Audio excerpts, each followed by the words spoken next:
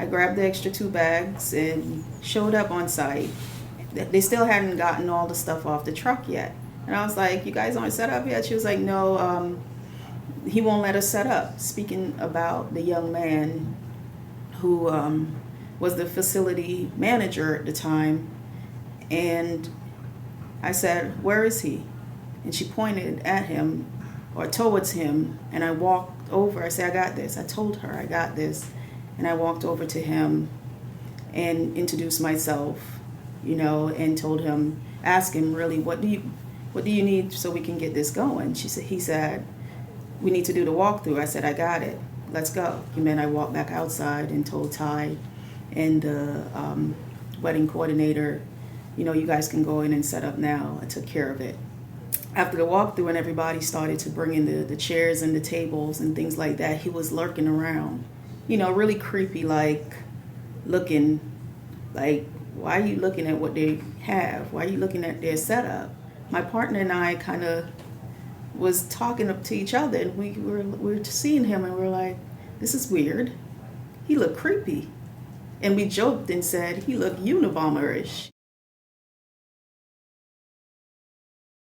We had already said our vows, and we were attempting to come back into the hall. We had been announced, of course, as husband and wife, and we were coming back into the hall to celebrate, and we were beginning our food reception. That's when I was informed the food was running behind because he wasn't allowing them to cook.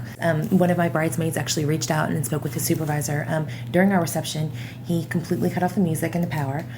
So when he did this, one of my bridesmaids asked him, you know, I need to speak with your supervisor immediately. He then called his supervisor, and the police were called at that point as well, and he was informed he must return the power. Our contract was still going. We had already paid for that time, and the power had to be restored, which he did very reluctantly, but he was, again, informed by his, the police and his supervisor to restore the power. Police were called, and the reason police were called is around 9-ish, could have been 9:10, 9:15-ish. He walks into the building and proceeded over to the DJ area to tell the DJ to turn off the music. And the thing about that is, the contract had more time on the contract. The party was not to be ending at 9 o'clock. It was just a wedding. Everybody was happy and smiling, and before he came in, everything was good. Yeah. So once he told the DJ to turn off the music, someone told him, if he turned the music off, I'm gonna sue you because I have a contract. He left, and a few minutes later, the power was out in the DJ area. The mics are dead. The power is dead. There's no music. He just stormed off, flipped the switch, and the police was called. When the police arrived, I mean, what was their response to this? Did they try to take him from the premises at all? They explained his only responsibility was just to secure the premises when we finished cleaning. They asked him not to interact with the wedding party anymore at that point. The police actually came and apologized to me and, you know, said they didn't understand why he was doing this. Please give him a call back if we had any other issues. And, you know, that he was to stay completely away from all of our guests in the wedding party. I just observed him. I'm that type of person, and I didn't have direct verbal contact with him, but throughout his involvement in the wedding, it was very odd. Even at a portion of the wedding, I pointed to him. He was lurking in a corner, and I said, generally, you know, is that something that happens? You secure a place and the person that rents it just stays around? So I wondered, because he appeared pretty odd, almost as if he had some type of disconnect. As the night progressed, every individual that he approached, you know, almost had like a negative interaction with him. My experience with him actually started when I got there at 5 o'clock. He was just all over the place.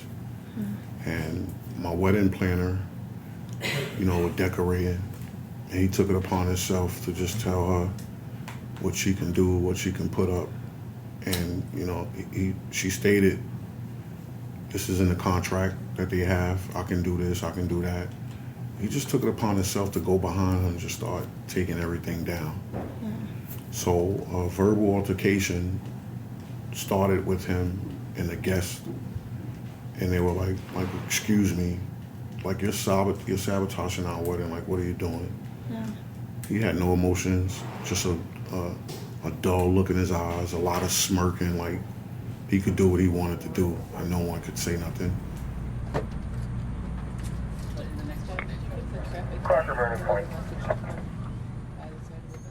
I was trying to separate the chairs, and I had my back turned because I was talking to my mother, and she went to tell him, leave us alone.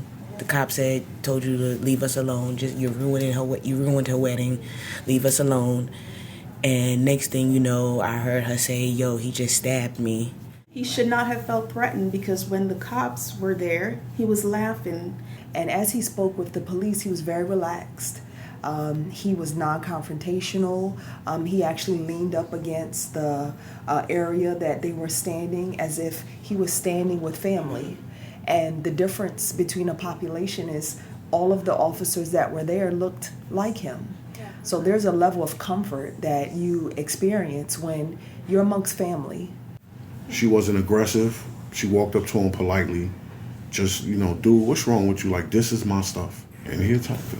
I just ran to her, and somehow I got a towel, and I just tried to apply pressure and hold her head up and try to make sure she was alert and try to get her to respond to me to keep her alert.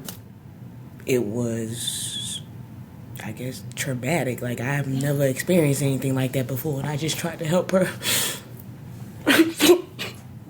I just tried to help her and try to keep her awake until they got there.